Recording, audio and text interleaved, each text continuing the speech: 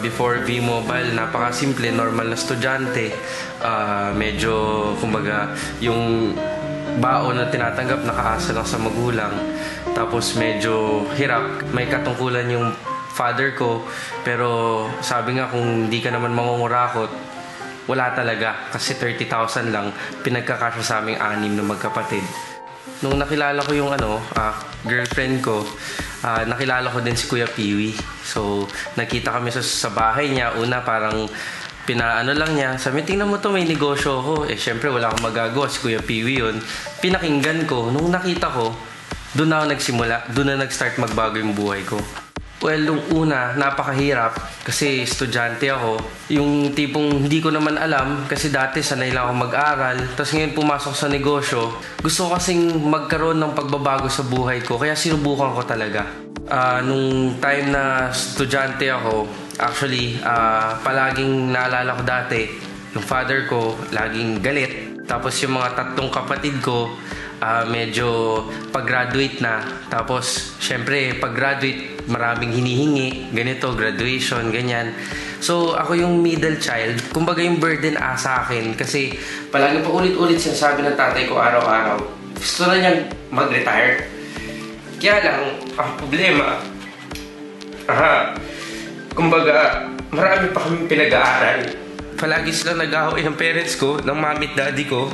Sabi ko, nung time na yun, nagdesisyon ako, siguro itong V-Mobile, ito na yung matagal ko nang hinihingi kay Lord na makatulong naman ako sa family ko. Sabi nila, yayaman ka. Sabi nila, makabili ka kotse. Pero nung time na yun, ang nasa isip ko lang, gusto ko lang talagang kumbaga, tumulong sa father ko. Pero nung sabi niya, nung pinasok ko yung negosyo, siya pa yung unang nag-discourage sa akin. Sabi niya, pangit yan. Pero hindi ko pinakinggan kasi sabi ko nga, ito yung matagal ko nang hinihingi para makatulong sa family. So, ginawa ko lang talaga. Tapos tuloy-tuloy, kumita na ako. Sabi ng father ko, nung nakita niya na nagkakaroon ng pagbabago, doon nagsimula na. Dati, humihingi ako ng baon. Tapos dumating sa panahon, ako na yung nagbabaon sa sarili ko. Tapos dumating sa point, ako na yung bumibili ng books ko. Ako na yung bumibili ng lahat. Tapos hanggang ako na rin nagbabayad ng tuition fee ko. Dati, ako yung tipong tao na palaging hindi pinapansin. Ako na lang yung laging mali. Lagi na lang pasaway. Tapos nung nakita nila nagbago yung buhay ko sa V-Mobile, lahat sila naging part. Naramdaman ko yung acceptance na matagal ko na hinihingi. Plus, nakatulong na ako sa family ko. Nakuha ko pa yung mga gusto ko.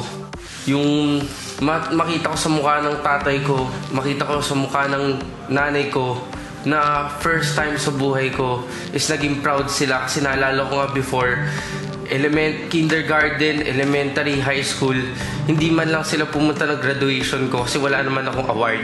Maraming blessing, maraming pera, maraming coach, pero alam mo yung tipong umiika sa bahay mo tapos sabihin ng nakikita ko sa mukha nila na grabe, parang ito yung anak ko.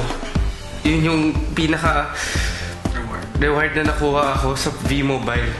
Yung time na pinapalayas ako, sinutong ako ng daddy ko kasi nag-decide ako na gawin ko yung V-Mobile full-time. Ayaw na niya bayaran tuition fee ko, tinanggal niya yung credit card, tinanggal niya lahat basically, even yung pinahiram niya ako ng kotse, tinanggal niya lahat yun. So, nung point na hindi ko na alam, kumapit lang ako kay God. Sabi ko, God, hindi naman ako mapupunta dito kung hindi dahil sa'yo. Doon ko natutunan kung paano ka pala tatayo at paano ka magiging successful. Ngayon, pag sinabi ng tao, paano ka ba naging successful? Simple lang, naging matatag lang ako.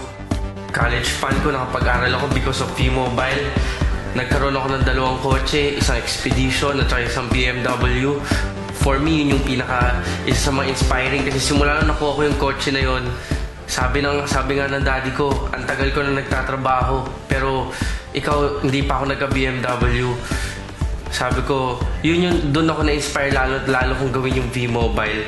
Plus, nakakita ko ng mga tao sa paligid ko. Kapwa ako estudyante din, nakita ko na umasenso din yung buhay niya. Kumbaga, itong negosyo pala to, hindi lang pala pera-pera. Hi, ako si John, dating estudyante na part-time empleyado. Ngayon, isa ng V-Mobile millionaire.